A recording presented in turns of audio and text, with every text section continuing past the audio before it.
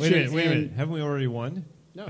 Yeah, technically. Oh, wait a second. So the race is over? He's going home.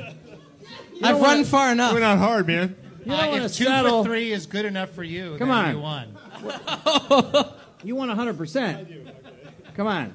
So here's your third question. Crafted Tap House and Kitchen in Coeur d'Alene, which is in Idaho, hosts what kind of races every Friday night? Tortoise versus Hare Run Club races, where teams of each are created and run a 5K course. The team that wins gets super discounts on appetizers. B, turtle egg races. Contestants line up and place a turtle egg on a spoon, put the spoon handle in their mouth, run down to a pint glass of beer, drop the egg in, chug the beer, and run back. Winner, winner, turtle dinner. Woo! Or is it C, turtle races? 6 turtles are placed in the middle of a huge circular racing table and let loose. Bets are placed, and the first turtle to the edge wins. Is the answer A, tortoise versus hare races, B, turtle egg races, or C, turtle races? Well, since both B and C are both totally turtle unethical, okay, I think we need to. But you know that this is Idaho. This is true. I have to clarify one clarification. Are the turtle versus hare are they just denoting? Just team names. They're like just you're the turtles, you're the hare. Let's see who wins. We got to go A. Got to go A. You going with A? Well, let's more clues, maybe. Well, the audience is saying B. The audience is saying C. What's the first initial of your first name? It's C. Oh, bump, bump, The correct answer is C. For a number of years now, Spaniards, Saturday Soup, Myrtle, Shelley, M.F. Jones, and Stalin have been entertaining the crowds at Crafted Tap House and Kitchen with their weekly races. The turtles race on a 12-foot diameter racing table that's dropped from the ceiling. Head on down next Friday night, place your bets, and maybe you'll win a couple $1 pints, cowabunga dude. And I do have to mention that they have had organizations view what they are doing, and they have no complaints on the ethical treatment of the turtles. They literally have the turtles. They are in an aquarium, and they raise them, and they handle them with care, and so there are no violations. So I don't want that to, people were kind of worried about that. Everybody loved my goat festival. Right. Where we race goats.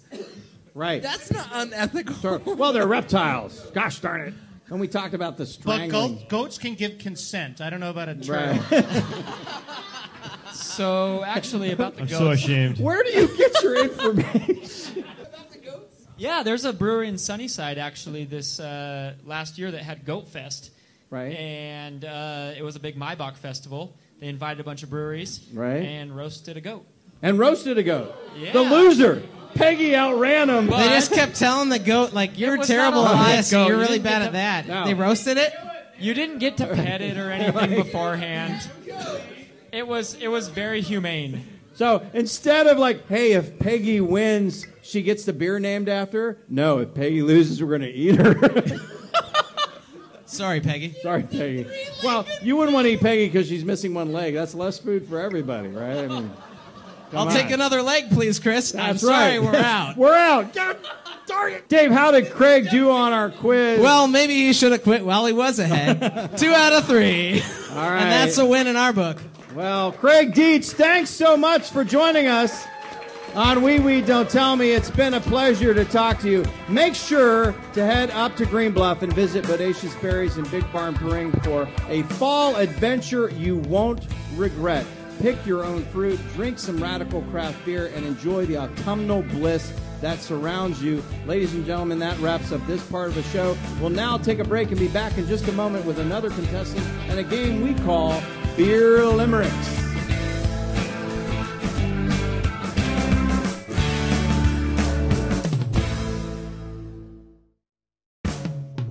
Welcome back to the Brewhouse stage at Mountain Lakes Brewing Company in downtown Spokane, Washington. This is Wheat Wheat Don't Tell Me, the Mountain Lakes Beer Quiz Show.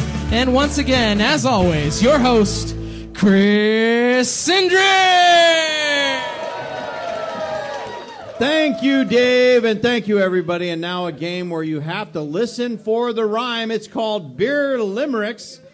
Remember, if you would like to be a future contestant on Wheat, Don't Tell Me, just stop by Mountain Lakes Brewing prior to each show, and we will give you an avant-garde beer and let you walk our catwalk with an on-trend beer style.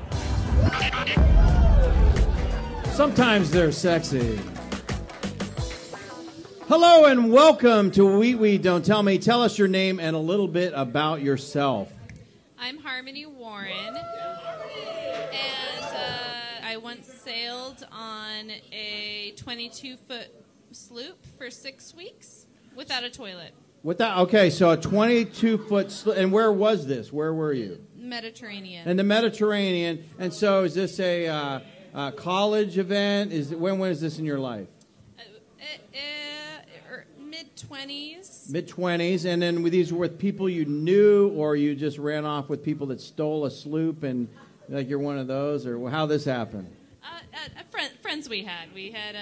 It was cheap. We had kind of fixed it up, and at Of some course point it was cheap. It had no bathrooms. Well, it did in the beginning, but we decided to take it out to install a subwoofer. So priorities. Subwoofer. So. I'm just wondering, because on the boats I've been on, like there's usually a head. There like literally is like you just dropped your cheeks over the side, or how did that work? Yeah, over the side. We had a 5-gallon bucket. If the weather was nice, if the waves were small, just throw a line in the back, just tow you from behind. Oh, right, and you just do it all. And it's like it's like a natural bidet as well. Well, welcome to the show, Harmony. Here's what we're going to do at this point. Dave is going to read 3 beer-related limericks with the last word or phrase missing from each. If you can fill in that last word or phrase correctly in 2 of the limericks, you will be a winner with free beer and a pint glass. Are you ready to play? Yes. All right. Your limericks today deal with styles of beer. Here is your first limerick. In Montana, they have lots of bison and cool glasses you can put ice in. But on a fall day here, I like a hazy German beer, served in a vase and called a... Hefeweizen? Yeah, that is correct. Pronounced Hefeweizen, it means literally yeast wheat. It's long been a favorite in southern Germany, where the practice of making beer using wheat is thought to date back to the 11th century. If you want to drink it traditionally, drink it from a Weissbier vase and skip the lemon. Harmon, here is your second limerick. Don't drink this beer and drive your Chevy. It may be better down by the levee. Some call it Scotch Ale, but as the alcohol prevails, it's also known as a... So it's rhyming with Chevy and levee, and it's another name for a Scotch ale. The English use this term, and it's a difficult one. I read this earlier, and I thought the contestant's going to have a hard time. Yeah, they did, and that's why I wrote it. It's not a light beer. It's a wee. It's a Heffy? It's it's a... Wee. Not lightweight, but... Heavy. Heavy. Yeah, wee heavy. We'll give her... That is correct. This was... We're giving you the point. This was a tricky one. Whoever writes the limericks is mean. Scotch ales are overwhelmingly malty with a rich and dominant sweet malt flavor and aroma. A caramel character is often part of the profile, and some feature a light smoked peat flavor. There's 2 different types of beers we usually associate. There's Scottish, and then there's Scotch ales. And so I know that a couple of you have... I know Whistlepunk right now has a Scottish. Yeah, we have 80 shilling. We have an 80 shilling on, which is Scottish ale. So tell us the difference. Like, when does a Scottish ale go into the realm of the Scotch ale and become the wee heavy? Yeah, so it's been we've brewed this beer like once a year since we've been open. So this is like our 3rd time brewing it. And it's a huge educational point because ours comes in, we have an 80 shilling, it comes in like 4.7%, which is about par for the style on a Scottish ale. So Scottish ales, they'll kind of segment into like a 70 shilling, an 80 shilling, or a 90 shilling. And all 3 of those range from about 4% to like 5.2%. So they're low alcohol, like sessionable, malty beers with a lot of the same flavor characteristics like caramel and a little bit of peat, maybe like smoked malt. But a lot of people order it and they say, this is too light, or we'll get things saying this is too low alcohol for a Scotch Ale, and they are different beers. A Scotch Ale would be like 6.5 and above, right. I believe, yeah. all the way up to like 9%. And so there are two different styles of beers: a Scottish Ale and a Scotch Ale. Right, definitely. And kind of in the 80 shilling, 90 shilling, if you've ever had Odell's, has a famous 90 shilling. Yeah, that's kind of the most relates to famous the one. taxation, right, that used to be for the ales. And so the higher the alcohol, the higher it was taxed. And so then there would be higher shillings invested in that. Yeah, right? that's exactly right. Yeah.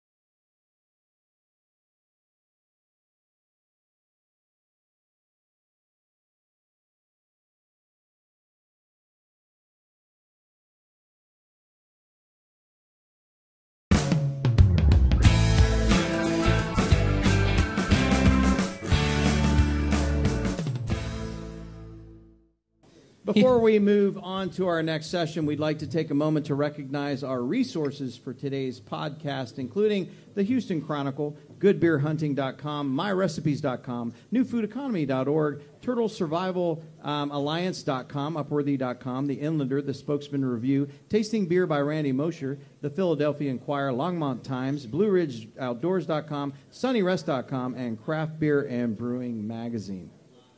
All right, now on to our next game. It's called Beer Slanging. Beer jargon shared amongst beer geeks can become as difficult to understand as why Munich's Oktoberfest takes place mainly in September. All right, well, luckily we have a panel of brewers to help us sort this sudsy slang out. Here's how we play the game. Our panel will be given 6 beer terms to define. The panelist who answers most correct or best, as determined by our audience, wins. So this is a heated competition, brewers. Panel, are you ready? Oh, yes. Your first beer slang term is crushable. What is crushable? Crushable is to be able to drink it and drink it and drink it and take the can, crush. Crush. Crush. So you're drinking a lot and you're crushing cans. Is that right? Yeah. Okay. I think it's a summer, yeah. Yeah, I would go along with that. All right. I think it needs to be drinkable like all day and in a can, but I think unless you can crush it over your head, Ooh. I don't. That to me is a crushable beer. All right. When you and the bros get together and you just do it. All right, well, I don't know. Who are we going with, audience? I think Matt. Matt gets the point.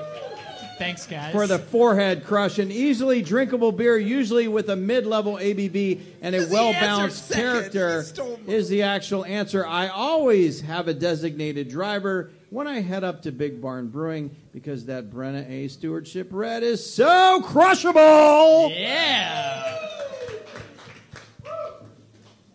All right, your second beer slang term is acrospire. What is acrospire? Acrospire does not sound like a slang term that everybody uses, but what it is part of the malt that when you get it, you can see this line going up the malt, and if they wouldn't have malted it, it's what would have grown out to make the plant. And so Bellwether keeps acrospiring, and it grows out and expands and grows. Good.